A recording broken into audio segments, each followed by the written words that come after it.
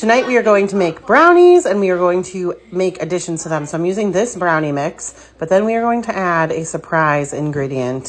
The recipe for the brownies for box directions is 1 cup water and then a third a cup of vegetable oil, but I don't have any vegetable oil.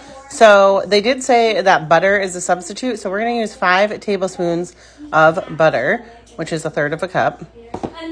While my butter is melting in the microwave, I'm going to crack and add 1 egg. So now that I melted the butter in the microwave, I'm going to pour that in. And then for our special ingredient, we are going to add the white chocolate chips I have left over from the Monster Rice Krispie Treats. But we are also going to add M&Ms that I took from my kids' Halloween candy. So this is something that I love to do when I'm baking after Halloween, is use up the candy in my baking. I have a little tiny helper helping me. So the brownie mix itself already has chocolate chips in it.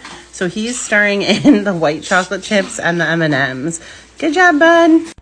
So we preheated the oven to 350. I greased this baking dish and now I'm just going to use my silicone spatula and get all of the brownie mix out of here and into the baking dish.